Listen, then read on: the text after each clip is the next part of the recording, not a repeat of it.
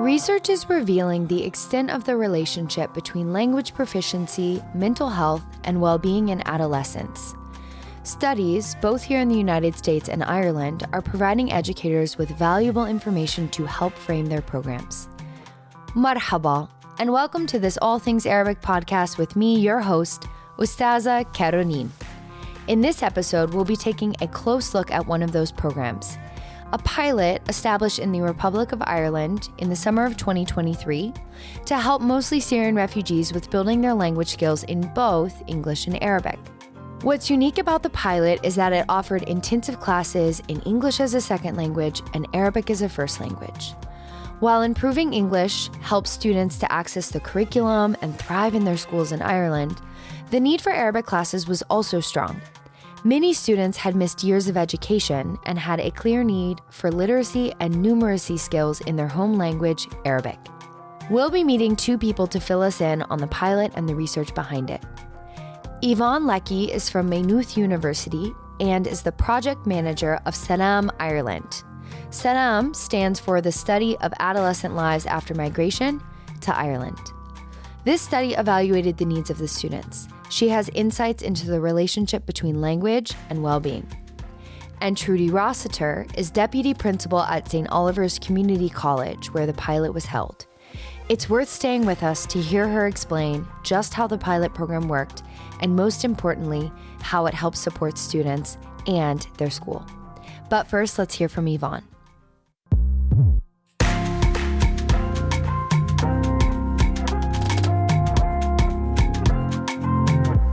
Hello, Yvonne. It's amazing to have you with us today on the All Things Arabic podcast. Oh, thank you very much for inviting me. I'm delighted to talk about the study today. Absolutely. Yvonne, we will start right there. Can you give us a brief overview or description of the on-the-ground situation in Ireland that led to the start of the SALaM project? Right, okay. Well, we've been going since 2019 and we were working collaboratively with the SALaM Study in the US, who are a few years ahead of us. So our study is doing the very same. It's exploring the psychosocial needs of Arabic-speaking students in secondary, which is post-primary schools across Ireland. So we started in 2019, but we had COVID, which stopped it. But we managed to gather quite a bit of data up until the end of April when we were working with WashU. So just a brief background as well. So in 2015, the Irish government established the IRPP, which is the Irish Refugee Protection Programme. And that was, they agreed to accept up to 4,000 refugees through the European Union Relocation Programme. So we have had a large number come in from mainly Lebanon and Jordan. So they've come in from the camps there. And 40% of the families, 40% would be minors. So there's quite a few students who are obviously attending schools across Ireland, primary and post-primary. And the numbers, we estimate there's probably about 4,000 who've come through that programme so far, but that doesn't include those who seek asylum, who come in through international protection. So we expect that the numbers are higher than that. So that's just by way of a backdrop, you know, around the numbers of Arabic-speaking students who are in schools across Ireland at the moment. So our study then, as I say, was looking at the psychosocial well-being of students. And we had two parts to our study. We had a survey, which was looking at their mental health well-being. So we would have measured their anxiety, their depression, but also their sense of hope and school belonging. We measured their stressful life events as well. They were to record them. And we would have compared that as well with the sample of the general population as well, so that we get an idea then to be able to compare the differences between the Arabic speaking group and obviously we'll call it the Irish general student population group.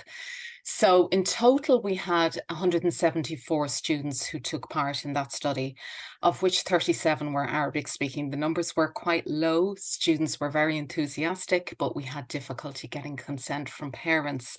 So we learned a lot on the way. And I think now, hopefully we'll be in a better position. We know we have to engage parents very strongly. So we've got additional funding and we're hoping to increase our numbers there. The second part then as well is we did focus groups with all 37 students. So that really gave us that sort of in-depth look at how they were resettling in Ireland, what their experiences were like of, integration in the community, and of course, what their experiences were like of being in the schools and how they found that. And then just another part of that study is we would have done lots of interviews with what we call key stakeholders. So they'd be educators, language support people, mental health professionals in the communities, NGOs who provide all kinds of support to Arabic speaking families, whether it be, even providing basic language support to advocacy and what have you. So we gathered quite a bit of data over those years. Yeah, so it's been going well, and we hope to increase the numbers now over the next year. So, through all of this incredible data that you guys have been able to cultivate and use that to increase further study and further impact, hopefully, inshallah, in the future, can you explain a little bit some of the links and the trends that you're seeing between language, identity, and mental health, especially for these young people that you're talking about are the majority of folks coming over from Arabic speaking countries to Ireland? Yeah, sure. Well, I suppose if we were to look at the survey findings, what we did find was significant differences between the two groups. So we would have found that the Arabic speaking students, for example, had more externalizing behavior. That's what we call maybe more aggressive or disruptive. So that probably translated in the classroom environment as well. They also had more anxiety and depression. And they also reported lower levels of support, and that included family as well as friend support as well over that time. And as well, we did find that they reported lower levels of hope and resilience. So it was a kind of gloomy picture, really, looking at that. However, when we did further analysis, there was a glimmer of hope there that the longer they spent in Ireland, the more it was associated with hope and resilience and better pro-social skills. So that would be better, relationships with their peers, for example, and in the community. So there was some good findings, at least from that. But the interesting data came from the focus groups. So as I said, our study would have had a focus on really the mental health. But what we were finding in the focus groups was that the students were saying the language was a huge problem. And of course, that's what they found in the US as well. And that's what comes across in a lot of studies across Europe. So the English language, the lack of proficiency, and in some cases, no language starting school was just as expected. It was just a huge barrier to learning. So they couldn't access the curriculum. They couldn't make friends within the classroom environment. And they just had all of these struggles and lost really in the classroom. Now, when they initially come over and from the camps, they're resettled in reception centres. There's 2 reception centres across the community. They stay there for approximately 3 to 6 months before they're resettled around Ireland. And they're given very basic English language support. So, but that wouldn't be at the standard for them to be able to engage with the curriculum at all. So there's a one thing between your conversational English, but having that kind of academic level of knowledge, English language, to be able to understand what's happening, they didn't have that.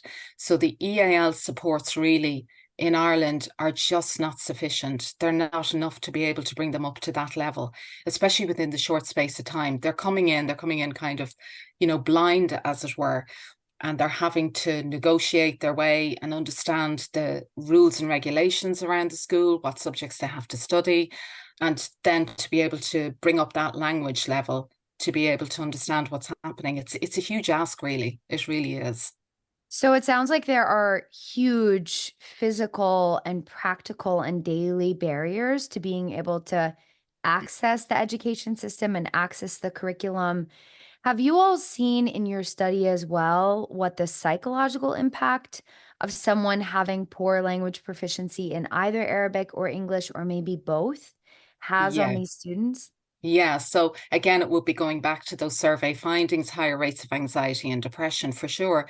And that sense of they can't, create that sense of belonging in the classroom or within the community without the language. So they're stuck every way. And they come in and they're so enthusiastic and so grateful to be given the opportunity to be, resettled in Ireland and very excited about starting school. And then, they're just ignored because they haven't got those language skills.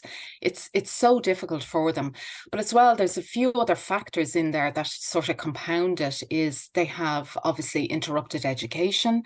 Many of them have been out of school for a number of years. They may not have been able to access education in the camps in Lebanon or Jordan. They may not have had the money or whatever reasons. So some of them have not been in formal education for many years. And then you have other issues, but they do make a difference, like this poor digital literacy. There's this assumption that all, students can use a mobile phone or use a laptop.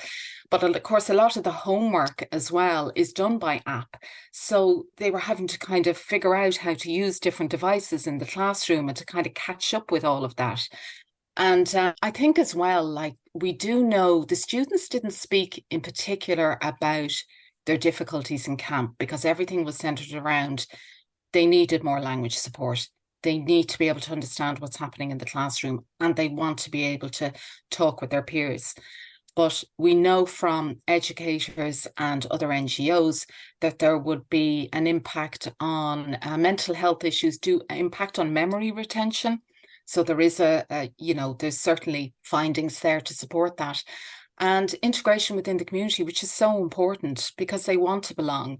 And they're just finding it so difficult to be able to get to that stage where they have a sufficient proficiency to be able to make friends and to be able to understand what the teacher says. So the final issue that is a huge barrier to them is that many of them are not literate in Arabic.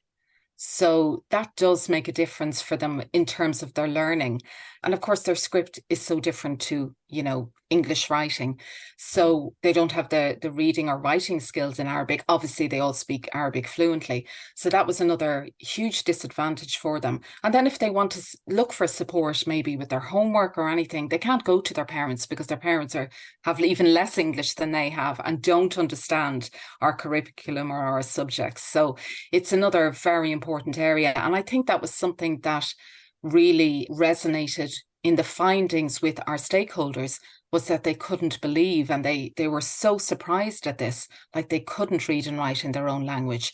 And that was another sort of obstacle to try and overcome in being able to teaching them, to look at supports to be able to facilitate access to the curriculum and to help them learn better.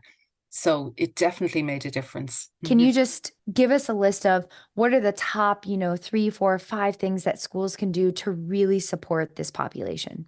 I think, certainly the buddy programs, welcome packs, and the welcome packs as well for the parents translated into their language. So a lot of schools do that now. We see technology coming into the classroom more. So it's not happening as much, but I know of schools, which I'll hopefully be able to get involved in the project, where they're allowing tablets and phones in the classroom to be able to provide an automatic translation so they're not feeling lost. A dedicated teachers that student can approach when they're feeling overwhelmed, a room that they can go to. And all of the teachers I spoke with, they had something similar.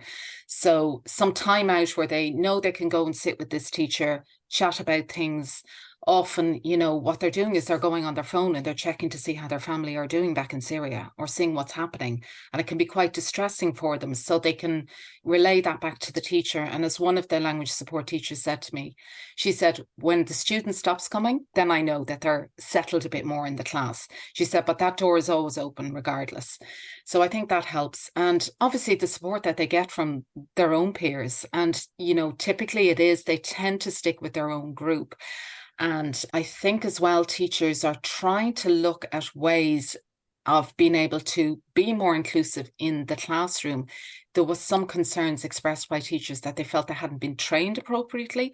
They weren't sure how to be able to facilitate those discussions because they didn't want to be, let's say, highlighting that student saying, will you tell us about what you eat at home or what you do on your, holy days or Eid or whatever.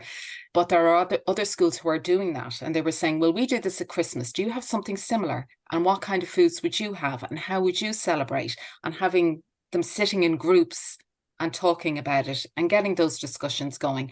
I think there can be fear there, but it's probably having those skills to be able to approach that. And I suppose, naturally enough, having an understanding of what the students have been through prior to them arriving. Maybe the schools aren't aware of how long they've been out of education, what being in a camp is like, what trauma they may have suffered. There's a whole range of other issues that are included there. But certainly, as I said, schools are much more informed around it. A lot of schools would have trauma-informed practice, for example. So they would apply that to all the students. They had that actually initially for even Irish students. And of course, it helps then for other groups. And restorative practices for when there are arguments or disagreements between students, not calling in the parents, sitting down, getting them talking about it. So there is a lot that can be done. So a lot of practical examples of the type of support schools can offer these students. Time to look in detail at the pilot program, which was established to address some of those challenges Yvonne just mentioned. Here's Trudy Rossiter, Deputy Principal at St. Oliver's Community College, to explain how the pilot worked.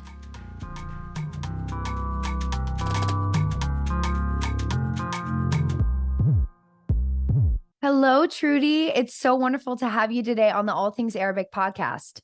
Thank you, Caroline. Great to be here. Thank you for inviting me along. Of course. So we heard about this amazing and inspiring pilot program that you all ran this past summer called Learns, where you combined teaching Arabic and both English for Arabic-speaking adolescents and refugees in Ireland. Can you tell us a little bit more about that program? So the program was, I suppose, devised just from an emerging need that came in the school last year. So we had a number of families move into the area. They came as part of the Irish government resettlement program, some Syrian families, and they were relocated in a new housing estate beside the school. So the families enrolled their children in the school.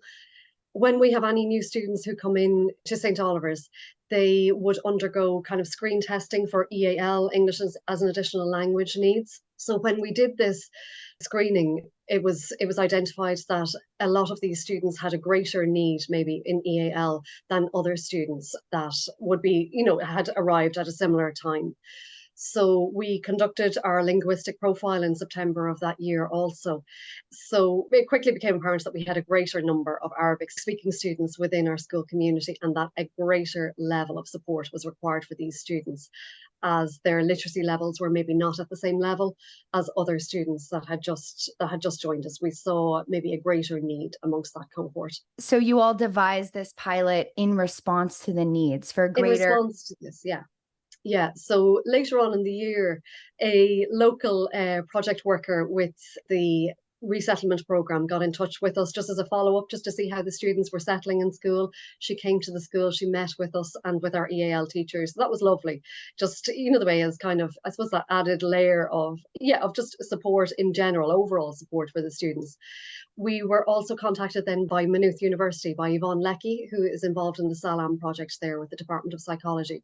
So she kind of wanted to follow up with the settling in of the students, the progress of the students so far in the schools. That was in November. So Yvonne came out then and she conducted a number of focus groups with the students. She conducted focus groups then just with, I suppose, a comparative group of Irish students also. And she met with the students. Can you tell me what types of supports were in place in your school, in the educational system, before you all thought of this idea to run the pilot program, which we'll talk about and get into the details very soon? Yeah, so when students arrive for us, they undergo screen testing just in terms of their English language. After that, then students are allocated an EAL class.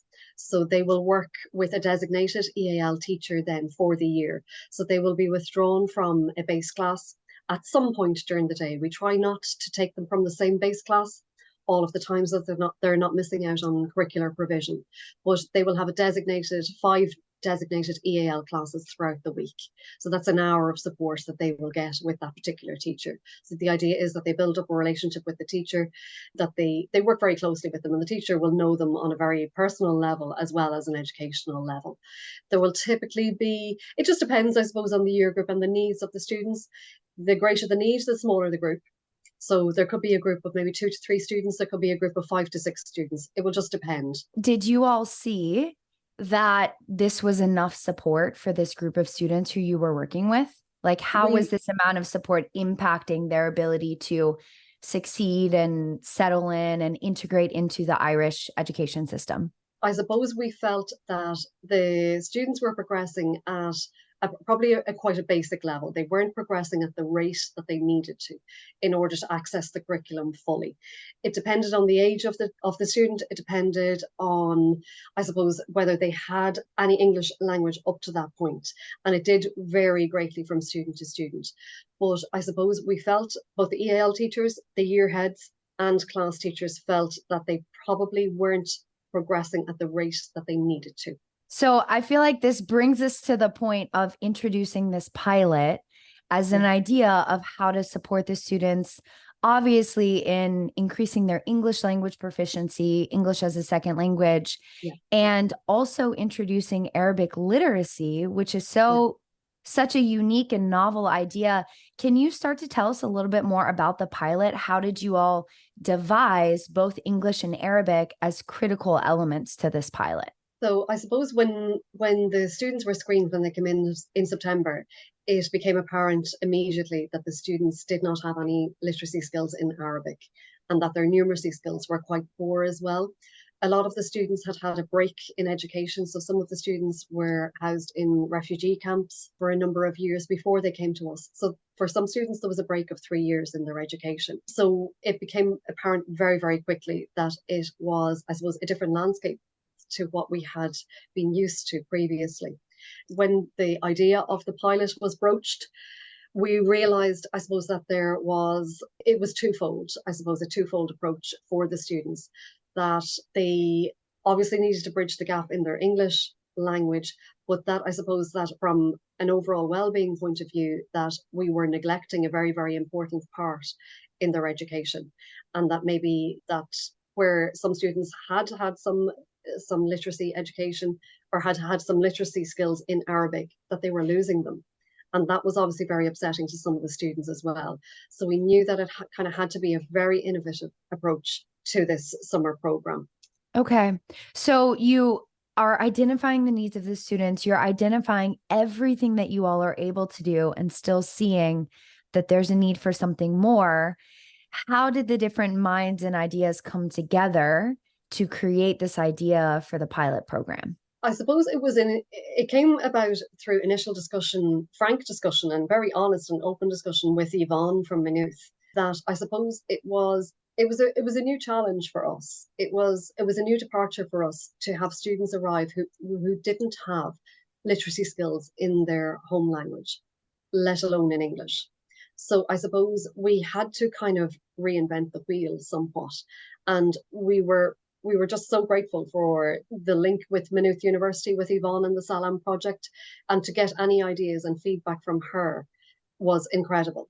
Then to have QFI visit the school and to meet with all of the people behind such creative programs was fantastic. And to hear what is done in other jurisdictions, to hear what is done in other schools was absolutely fantastic. And I suppose to open up that world of possibilities, to see what other models of provision we could give our students and to help them grow, but also to help us grow as an educational institution, and to push us on, but to push the students on really to where they need to be. Because I suppose you only have that short window with students, and our students are here for the long term, realistically, and I suppose the earlier and the greater provision we get to them in first year, second year, third year, before they sit that initial state exam, the better for them overall. Because I suppose it's looking at the big picture for them. It's looking at where they are going to be in 5 or 6 years' time when they finish within the state educational system here, where they're going to go to college, what profession they would like to go into, who they want to be. And as a DEIS school here, we're all about pushing boundaries. It's all about creating opportunities. It's all about providing the greatest amount of learning experiences that we can for our students. And as a staff, as a school, we're very, very passionate about that. It's all about the big picture and how our students can progress themselves, but how they can progress within their community and within greater society as well. Yes. So let me ask you this question. Can you give us sort of a snapshot, a look into a day at the program? And I'm curious to hear from you. Were the students excited about the program? Were they excited to study English? Were they nervous about it? How did they feel about studying Arabic? That's a lot of questions in one, Yeah. but So the idea was broached by Corrine in QFI of the idea of the dual approach. So the English as an additional language classes in the morning and the Arabic classes in the afternoon. So this was kind of broached maybe a week before the end of term. So we had to kind of, the way quick brown the students very, very quickly, the way give them the details of the program, because there was going to be a break of a week as well. Our state exams start the first week in June. So we broached this with the students anyway, and they were so excited. A lot of the students were in first year and second year. So this was the first time they probably had encountered summer holidays in a long time as well. So they had 3 months holidays ahead of them. Some of them were actually quite upset at the thought of finishing school at the end of term, in the fact that they weren't going to be seeing their friends every day. They weren't going to have that contact with their teachers. Some of them were very upset that they weren't going to be seeing their EAL teachers in particular over the next couple of months. So they were so excited at the thoughts of this program. And when we kind of explained that it was kind of going to be structured differently than school, that it wasn't kind of going to be the set classes, the 1 hour class into the next class, they were like, oh, so the idea that it was a little bit different, that it wasn't, maybe there was a little bit more freedom attached to it, really excited them. And the fact that they were going to be with their comrades, their fellow Arabic speaking students, they were just absolutely thrilled with that. It was going to be just completely new and completely different. They were fully invested in the program, both in the English language aspect, but especially in the Arabic classes. And I felt that their personalities really shone over the 2 weeks. Like, we got to know them on a different level. The EAL teacher got to know them just that little bit more. And it was just very conducive to their overall well-being, I felt. So just to get a little bit clearer idea of the structure of the program, it sounds like it ran for 2 weeks in June. They had English in the morning, Arabic literacy in the afternoon, learning how to read and write. And it sounds like they were also taught by their regular EAL teacher who they have during the year. Wow, that is astounding. And it also sounds like the demand for the program was just through the roof, that everyone was so excited to participate. Let me ask you, in terms of the language proficiency levels, what types of impact did you see there? Because it's very clear that their social, emotional, mental well-being, their sense of community, safety, connection to the school, connection to their fellow learners had an infinite impact. So what about the language proficiency? So with regards to the language proficiency, they improved in the 4 modes. Jennifer, the EAL teacher, did a pre-test and she did a post-test. So all students improved in the 4 different areas. So reading, writing, speaking, and listening. Jennifer felt it was in the spoken area that the students improved the most. And that was kind of, I suppose, very visible in the classroom, in that all were putting up their hand, all were engaging, all were volunteering answers, all were asking questions. They were participating in little group activities between themselves, but they participated on a whole group level as well, which was fantastic given the age spread of the students as well. We had students from first year to fifth year, so potentially from kind of 13 years of age to 17 years of age. So the fact that they were engaged at all levels was incredible. So the post-test scores indicated a very significant jump for all of the students. How many students participated in the program? I know you said their ages ranged from 13 to 17. Is that correct? Yeah, that's correct. Yeah. So we had 17 students in total, which was brilliant. And we had a lovely balance actually between the male and the female cohort as well, which was brilliant. And especially for the girls, that they were able, like, say for example, there was only one girl in second year where she was able to join up with girls from third year and girls from first year. So that made a huge difference to her, But yeah, the age spread was lovely. And the fact that they all interacted with each other was terrific as well. I know you spoke wonderfully to their achievements and building of proficiency in English. What was the perspective from their Arabic teacher? Did they learn how to read and write in Arabic? Yeah, they did. So they took part in the Arabic classes in the afternoon. So it was 2.5 hours for each session. So they had a good chunk of time, within which to work with the teachers. So in the afternoon there were two Arabic teachers. There was Manar from LA and we had Hashim from Dublin. So both Syrian nationals. They they forged very relationships very quickly with the students. And again, it was lovely to have that male female balance within the classroom.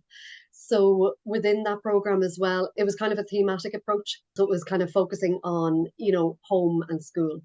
Again, the teachers, I suppose, did a pre and a post assessment. The, it was brilliant to have the two teachers because I suppose within the group, it became apparent that there were there nearly were two subgroups within the group. There were those who all were obviously completely fluent in Arabic. So listening and speaking was not an issue whatsoever. But some students had some literacy skills in Arabic and some had none. So it was fantastic that kind of there were two professionals within the room who were able to cater for those very different levels. Obviously, the way there was different rates of progression within those two subgroups as well. But by the end of the 2 weeks, the subgroup who did not have any previous experience, say, of reading and writing in Arabic, they had learned the alphabet. They were able to write out the alphabet. They were able to complete some written exercises and had made good progress in the language. Their progress was quite fast. The other group then, obviously, who did have previous experience, they were able to kind of, I suppose, move on to more difficult exercises. And they were particularly pushed, I suppose, in different ways. And Manar and Hashim spoke very, very highly of both groups and of their willingness to engage, but also just, I suppose, of their rate of progress. They were extremely happy with the group. Of course. So you said at the end of the program that you hope that this program would not only build their proficiency levels, but also build their confidence coming back to the school in September. We're now into the school year. So tell us, what have you seen? How have they been impacted? How have things changed? So I suppose we've seen it on a couple of fronts. We've obviously seen it, Jennifer has seen it predominantly in the EAL classes where the students are able to engage much more than previously. They are much more confident. They are engaging a lot more, the way they are, they're volunteering answers, they're doing their group work, they're asking questions. So Jennifer feels that they have progressed onto the next level within the EAL framework. Just, I suppose, a snapshot of some of the students, feedback from some of the teachers, they felt that they are participating much better this year in class, particularly those that have kind of moved into an exam year. So some of our students are now completing their exams at the end of third year. And a couple of those students, their teachers have felt have progressed particularly well this year, that they are accessing the curriculum that little bit more, that they are much more competent when it comes to participating in class, but when it comes to completing their assignments and their tasks. So within the Irish education system, students have to prepare a number of what are called classroom-based assessments, or CBAs. And a number of those are oral communication tasks where they have to present on a particular topic to the class, so to the teacher and to the class. And all of the students have completed all of their CBAs so far this year. So we're particularly thrilled for the students. And some of the teachers have commented, one of the teachers in particular, a second year student who missed a lot of time last year. She hasn't missed as much time this year. She said that she is now reading for pleasure. It's her English teacher that was in particular contact, that she is looking for book recommendations. She's participating in class. She's volunteering answers. She said, it just has been transformative what has happened to this student in class as a result of that summer program. She understands things a lot better, but it's the confidence that has really come through, that has really shone through. She actually made the comment, she smiles so much more in class. I feel I know her much better as a person. And it's just so heartwarming to hear things like that back from our staff. We're particularly thrilled. We had one girl who has just gone into third year who wasn't, I suppose, accessing the curriculum last year. She is now. She's doing it maybe at a slower rate than some of the other students in her class, but she is accessing the curriculum and she is completing her CBAs, she's completing her task work. We actually had another Arabic student join her particular class group last week, and she's now a mentor to that student. like absolutely adorable to see.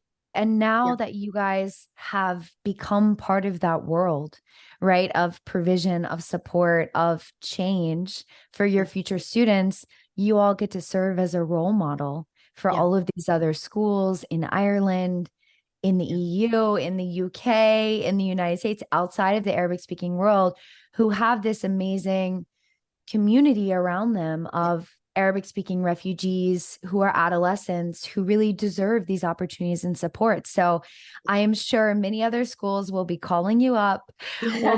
We'll be listening to this podcast and we'll be very inspired and in awe, and also become more committed to serving their own populations of Arabic speaking students in their schools. So thank you so much for speaking with us today. Shukran jazilan.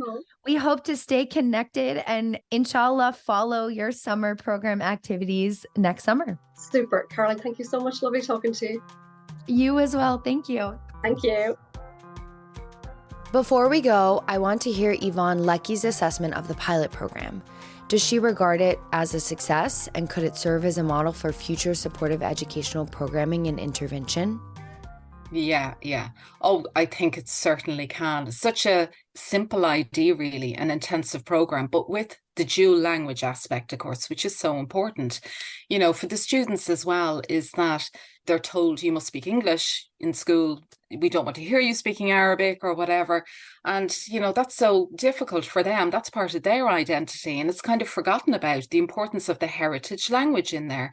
So I thought it was a fantastic idea. I thought initially it may have just been English. And then when I heard there was going to be an Arabic language component to it, I thought this is perfect.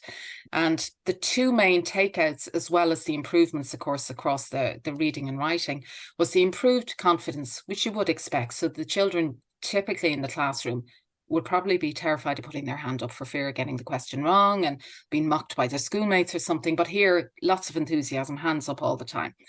And the other thing was that they hadn't expected was they realized how it was helping their school readiness. So they were getting used to sitting in the classroom. They're getting used to being able to put their hand up when they wanted to speak, and understanding when to wait their turn. So again, that's what we would have noticed anyway through research, but they were seeing that helps them because some of those students hadn't long arrived in Ireland. So they were still trying to get used to what it was to sit in a formal classroom environment and what the rules were, how to pay attention to the teacher, how to know when to respond, what the behavior in the classroom. So I think that was fantastic to see, and they seemed to love it. Right. I also think about too, if you think about some of your core memories as a child, my father was actually an elementary school teacher, and he taught, I was Mr. Robinson's daughter, right? But schools tend to be a place that can really impact someone's identity and affiliation with the local community. And so the school being able to build that relationship as we're a safe space for you, we're a space for opportunity, we're a space for growth, we're a space for everything you embody as you're this growing, transforming human being. I just imagine students falling in love with school and just feeling like they can really step into their full, ever evolving identity at school. That is this incredible, beautiful, multilingual, multicultural, multi-ethnic identity. And I think that reflects more and more the world that we live in nowadays. So I just, I had tears in my eyes reading the findings of the study, and am so hopeful that you all will continue to get funding, continue to expand.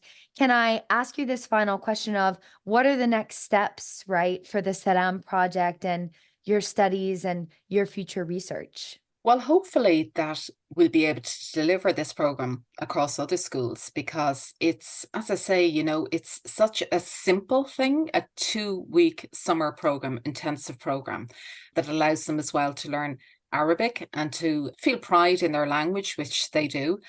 And as well as that, it's, I suppose, government policy or around, their procedures around providing funding is that it's very short-sighted when you just provide the minimal level of support or whatever they imagine it to be. It really should be a case of, they do assessments with children so they understand before they, when they start school, what level they're at. So obviously there has to be more intensive supports. There's no point in still making them join classes when they're not up to that level. They're just going to feel worse about themselves. So it's a win-win, really, by helping them in whatever way you can to bring them up to that level as well, not just to be able to engage with the curriculum, but to being able to converse with your classmates, to understand what's going on. I mean, that's all part of it, as you say. You'll get that sense of belonging and you'll feel better in school and you'll enjoy going to school then.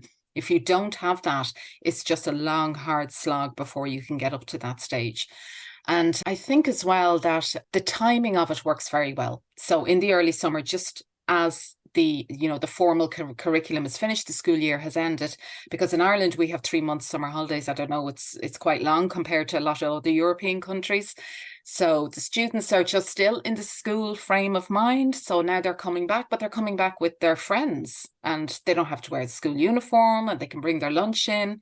And it's a very informal way of learning. And it was just ideal. So I think it's a fantastic way to be able to deliver language support, as well as improving their socio-emotional outcomes, improving their confidence, their school readiness, and hopefully helping them academically as well. Because what we all want is for them to be productive individuals that way. So they want to be able to either hopefully get a job or move on to further education. So something like this 2-week program is a step towards that, a really significant step, I think. Absolutely. We will be following very closely to, inshallah, hopefully see next summer's program run and hopefully see some more iterations of this programming happening stateside with your partners at WashU, at Washington University in St. Louis. So we will stay tuned. Thank you so much, Yvonne, for being with us today. No, thank you so much for giving me the time. Thank you. Shukran jazilan, and my many thanks again to Trudy. It's such an interesting research and pilot program, and I look forward to seeing what happens next. Whether other schools will roll out similar programs to cater to their students' language needs, and whether we'll see more emphasis and resources going into helping groups with these very specific needs. For now, shukran jazilan for joining us in today's episode of All Things Arabic.